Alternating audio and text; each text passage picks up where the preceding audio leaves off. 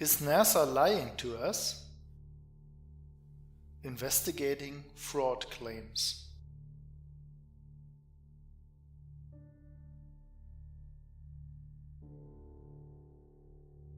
Today I want to look into a claim from Eric D. from T. 173. NASA has several alleged photographs of the ball Earth which show several exact duplicate cloud patterns. The likelihood of having 2 or 3 clouds of the exact same shape in the same picture is as likely as finding 2 or 3 people with the exact same fingerprints. In fact, it is a solid proof that the clouds were copied and pasted in a computer program and that such pictures showing a ball-shaped Earth are fakes. Thank you, Eric D. from T. I appreciate your input. So let's have a look at what you are talking about. The pictures that you showed are from NASA, and they are called the blue marble. You say they are photoshopped and faked, so we have to find out what fake would mean in this context. What was the reason for NASA to produce such a photoshopped image? And do they deceive us with it? Of course, we first must look at the credits of such images. Does NASA tell us that these are real photographs? Do they lie to us? Here's what they say on their website. This image, not photo, was created by Reto Stöckli, who put in the land surface, the shallow water and the clouds. This does not sound like a photograph, does it? I mean, have you ever seen a family photo album stating, "This is little Henry, age 8. His mouth by George, his left ear by Mary, his nose by James"? So is the blue marble image a photo? No. Did NASA say it's a photo? No. So who is lying here? Not NASA. Here is what Robert Simon, lead data visualizer and information designer of Goddard Space Center, has to say about it. My role is to make imagery from Earth science data. I turn data into pictures. We translate data into a usable and understandable form. Our writers and visualizers explain what we are seeing, and our web developers tell the world. The last time anyone took a photograph from above low Earth orbit that showed an entire hemisphere, one side of a globe, was in 1972 during Apollo 17. NASA's Earth Observing System (EOS) satellites were designed to give a check-up of Earth's health. By 2002, we finally had enough data to make a snapshot of the entire Earth, so we did. The hard part was creating a flat map of the Earth's surface with 4 months of satellite data.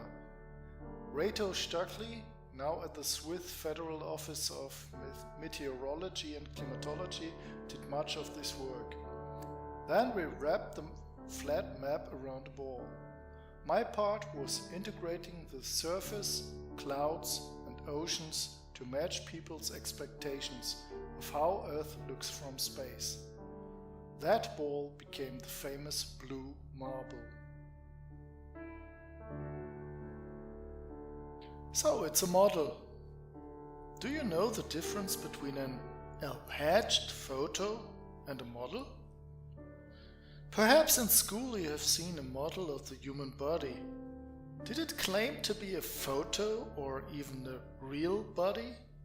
I guess not. There are lots of other examples of models in our daily life. They show information and help us visualize and understand things. Just like the blue marble images, Eric. One question often asked by flat Earth proponents is, why is there no real single photo of the whole Earth? The answer? Because you would have to be very far away from Earth to take one.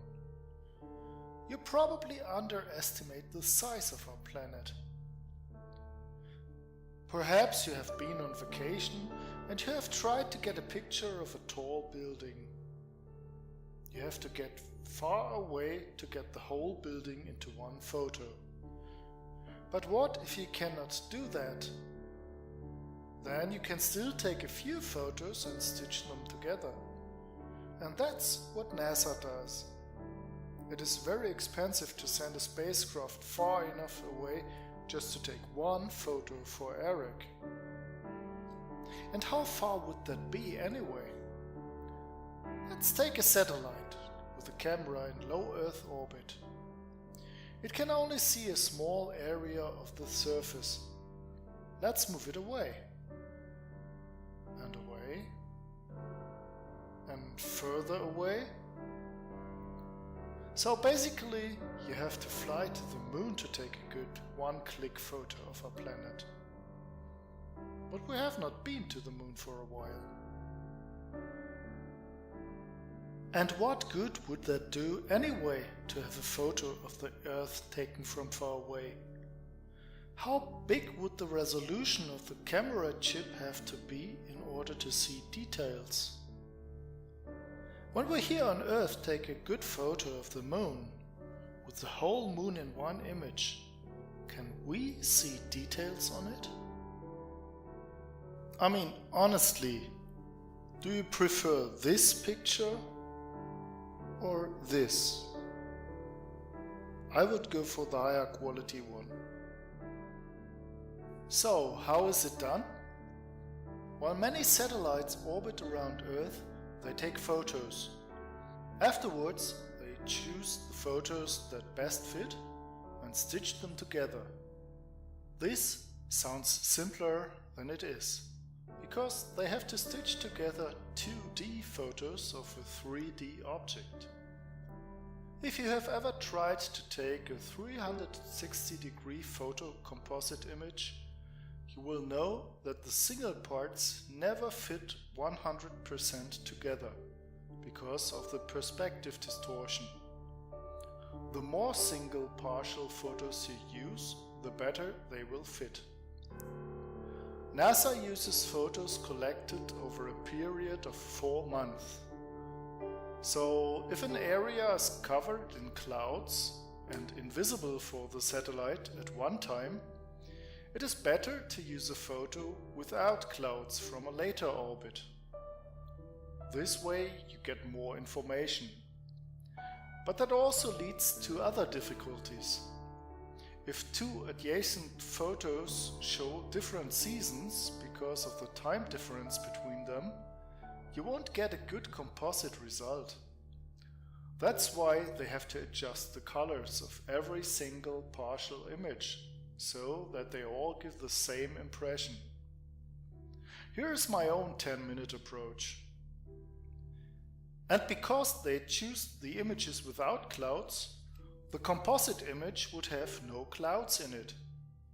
But one of the distinct properties of our planet are the cloud layers. So they have to paste in the clouds again and make them look as natural as possible. This is a very tedious task, and sometimes the artists take the shortcut of using cloud patterns twice. And sometimes it looks as though they even play cheeky fun games. But all in all, they do a great job to show us how our planet would look like seen from far away. My favorite blue marble is the one from 2012, because of its resolution, its not exaggerated colors, and its wonderfully neatly pasted in cloud patterns. On the website of the Goddard Space Flight Center, NASA explains how these images were created and by whom. They never claimed that it were actual photos of our planet. So whoever says NASA was lying about these images is himself a liar.